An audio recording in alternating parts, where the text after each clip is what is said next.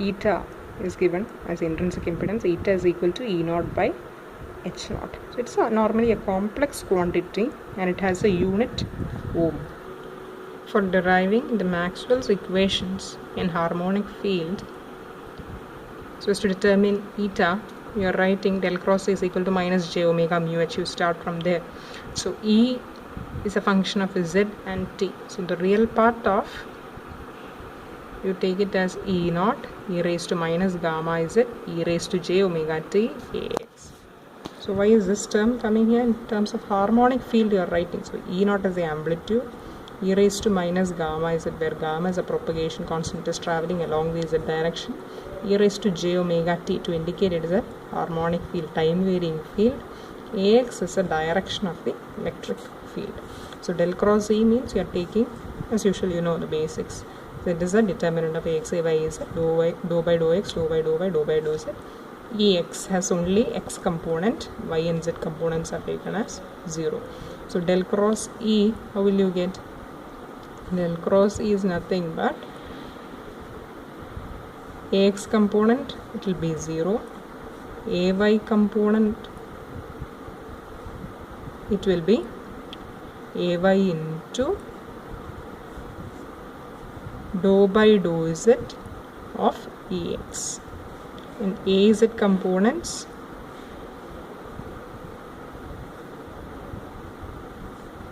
it is 0 because Ex cannot be differentiated with respect to y. Ex is a function of z alone, so it can be only differentiated with respect to z. Okay, so the differential of Ex with respect to x as well as y will be 0. So del cross E will be dou Ex by dou z Ay. So now, instead of Ex, we are writing the time harmonic equation. That is Ax you can write as, from this equation, you can substitute here. So dou by dou z of real part of E naught e raised to minus gamma z e raised to j omega t Ay. Yeah. Okay. So now, del cross E will be, you have a dou by dou z here, so differentiate it. So on differentiating e raised to minus gamma z, the rest of it is a constant. So e raised to j e naught into e raised to j omega t is a constant. E raised to minus gamma z is minus gamma into e raised to minus gamma z. Okay. So compare. You have to compare two. Okay. Since del cross is equal to minus j omega mu h, h you can write as del cross e by minus j omega mu. Instead of del cross E, you can substitute whatever you have obtained here. So the real part of E naught into minus gamma e raised to minus gamma z e raised to j omega t Ay minus j omega mu. Now again, on simplifying, you get, instead of gamma, you can put root of what? J omega mu into sigma plus j omega epsilon. You are substituting for gamma because gamma is root of j omega mu into sigma plus j omega epsilon. So you are substituting that. Now what you are doing is, you have a minus j omega mu here, you have root of minus j omega mu here, so you can cancel off the terms. So this term will be simplified as E naught into root of sigma plus j omega epsilon j omega mu into E naught into e raised to minus gamma z into e raised to j omega t, the whole of real part, into Ay.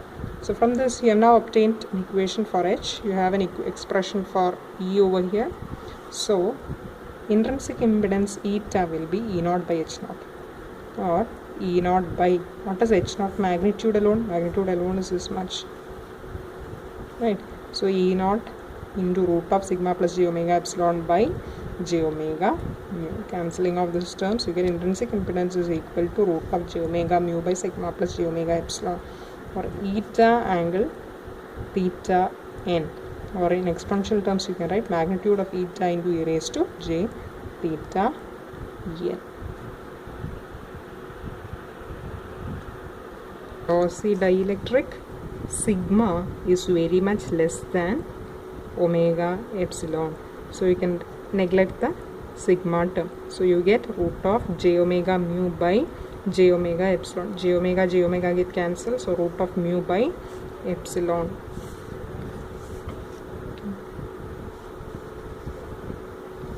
this equation has been obtained by simplifying this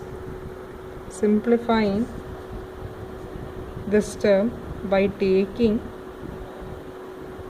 sigma by j omega to the denominator.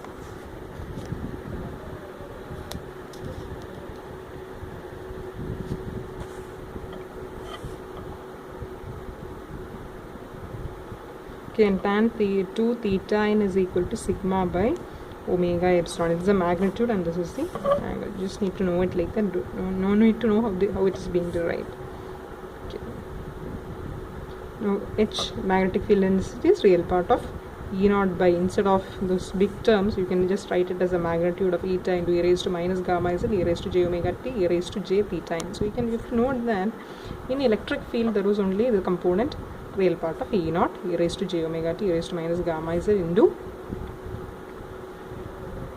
Ax.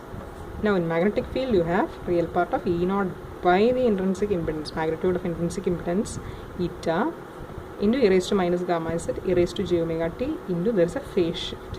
So e raised to j theta n, because this intrinsic impedance is having a theta n as phase angle, into ay. So h of z is equal to E naught by eta e raised to minus alpha z.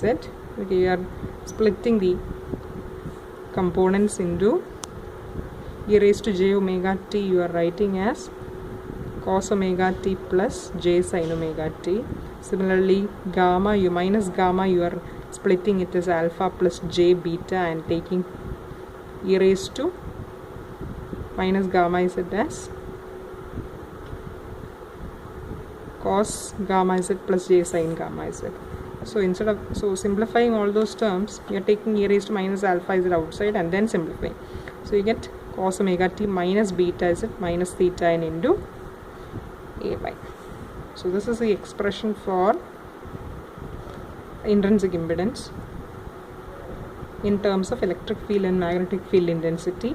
And you have to know that at any time from these two equations, equation for E z of t and h z of t, that E leads h always, or h lags E by an angle theta n.